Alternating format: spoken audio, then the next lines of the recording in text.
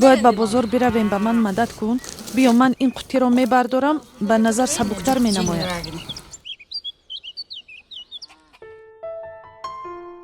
ماریا تیلوبویوا هر صبح سه‌شنبه بارخویش را به تاکسی بار کرده به بازار می رود. در دهه ارقه ناحیه لیلک ولایت بادکن زندگی می کند. این دهه در سرحد با تاجیکستان جایگیر است. هنگام زد و خورد مسلحانه آخر در سرحد، رسته‌های زیادی بازار سوخته و یا غارت کرده شدند. و این نگاه نکرده کار بازار ادامه دارد. ماریا تیلوبویوا در آنجا میوه و سبزوات می فروشد و با این راه روزگارش را پیش می برد. با گفته وی پس از جنگجال سفت و یک باره کم شد. پیشتر هم در اینجا سودا می کردیم، ارزانتر بود. حالا همه چیز گران است و مغازه ها از بین می روند. پیش از جنگ روز به 20-25 هزار سوم سودا می کردیم. حالا حتی 10,000 سوم نمی شود. پول را خرج می کنیم، یک قسمش به خوراکواری می رود. اگر چیزی هم نآری نمی شود. با آدمان محصولات در کار است. Bazar günü bir yere gelir, bir bazar günü bir yerde işiniz çok da magazin yok. Şunun için oturağız. پیش از بسته شدن مرز، ساکنان دهه‌های نزد سرحد تاجیکستان و قرقیزستان هر هفته روز سه‌شنبه در بازار ارقه خرید و فروش می‌کردند. ساکنان قرقیزستان هر هفته روز یکشنبه به بازار کلان دهه خسته‌ورز تاجیکستان می‌رفتند. راحت خان صاحبکار از دهه خسته‌ورز به مثل ماریا تیلوبویوا در بازار سودا می کند. درآمد او نیز از حالت در سرحد وابسته است.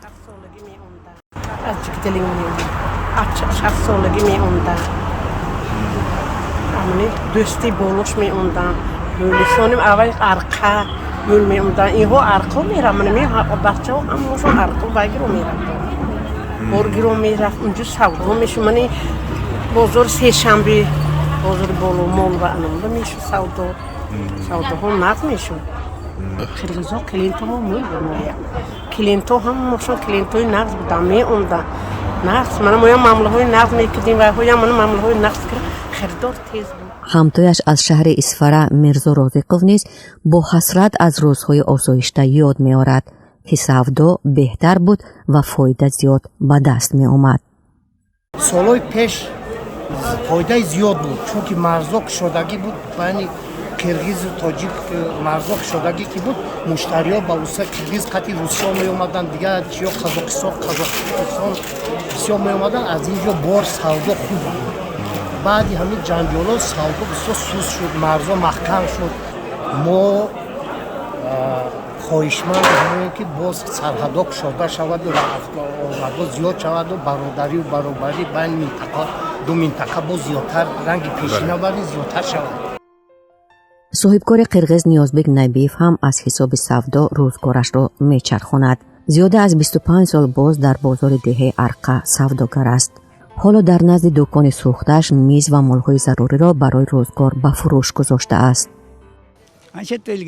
پیشتر سودا بود، مگر حالا این را تجارت نامیدن ممکن است؟ ما تنها وقت را بیهوده صرف میکنیم. حالا به مثل پیشینه سودا نیست. قبلا هنگام باز بودن سرحد در اینجا دکانهای زیاد، چایخانه، آشخانه بود و در آن طرف تاکسی ها می ایستادند.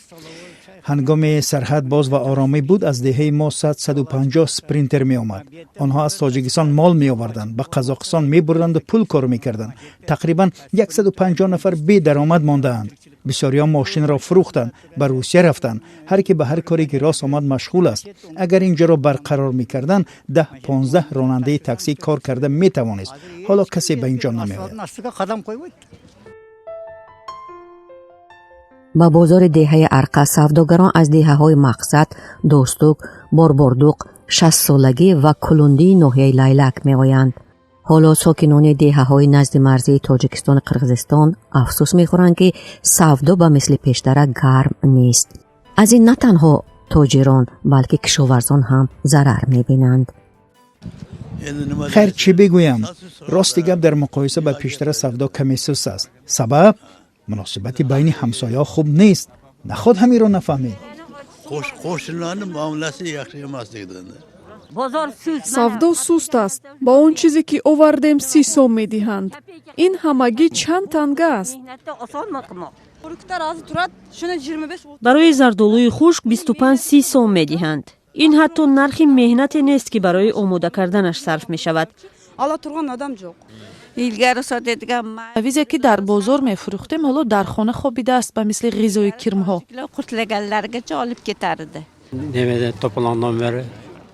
ҳоло гоҳе мефурӯшем, гоҳе ба хона бармегардонем. магазино штарча ва кариге магазинои вай манҳо рус айсоби манамихел вай акун рус кар рафтиги чантошон якта ҳами магазин кушодагӣ. раҳбарони блоки иқтисодии вилояти Суғд мегӯянд низоъҳои 2 соли охир дар сарҳади Тоҷикистон ва Қирғизистон сабаб шуданд ки гардиши мол миёни ду ҳамсоя тақрибан 20 баробар кам шавад.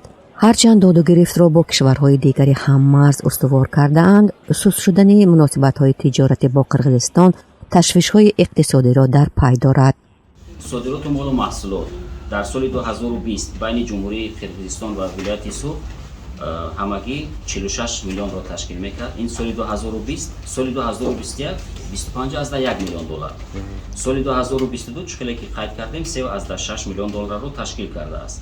من هازم برای این 3 سالی که متونستیم شما معلومات پیشنهاد کردیم، لیکن دیگر سالهایی که اگر که باشه در سال 2019 59.7 میلیون دلار.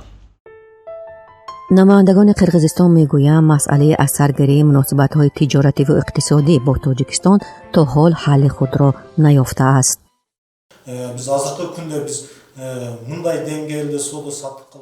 имрӯз гуфтан наметавонем ки ба тиҷорат дар миқдори муайян шурӯъ мекунем, аммо дар оянда ин ногузир аст. шояд мо ҳоло корҳои омодагиро пеш мебарем. барои оғози чунин муносибатҳо таври маълум раиси вилояти мо ҳамроҳи раиси вилояти Суғд пайваста вомехӯранд. дар байни аҳолӣ низ барои мустаҳкам кардани дӯстӣ ва пойдор гардонидани сулҳ чорабиниҳо мегузаронанд. гуфтушунид давом дорад. ин вазъ то абад намемонад. дар оянда сарҳад ҳатман боз мешавад.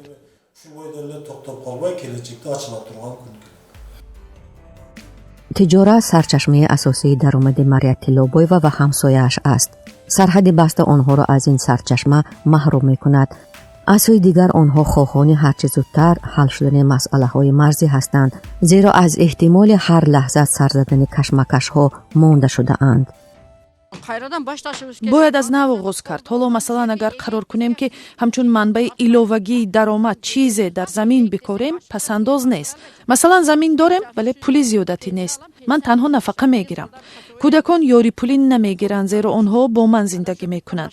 як мошин дорем, мошинро фурӯшем, агар ҳодисае шавад чӣ гуна мегурезем? мо маҷбурем. онро метавон фурӯхт, аммо фикр мекунем ки чӣ гуна ба ҷои амн худро мерасонем. Hiç kimin ağa min sen ket deyit da.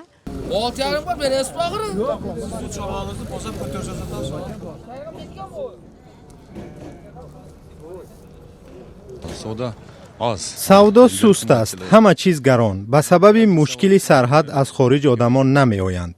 тоҷикон намеоянд. агар тоҷикон биёянд савдо беҳтар мешавад. мо мехоҳем ки додугирифт шавад. дар тарсу ҳарос зиндагӣ мекунем. фарзандон метарсанд ба Бишкек мераванд. мегӯянд дар он ҷо хона месозанд. сарҳади Қирғизистон бо Тоҷикистон пас аз ҷангҷолҳои мусаллаҳонаи моҳи апрели соли 2021 баста ва аз он вақт муносибатҳои тиҷоратӣ ва иқтисодӣ ду ҳамсоя пурра баст шуд. ин ҳолат ба зарари ҳарду ҷониб аст. Тоҷикистон ва Қирғизистон 972 километр сарҳад доранд. 682 километри он нишонагузорӣ ва 290 километр ҳанӯз номуайян аст.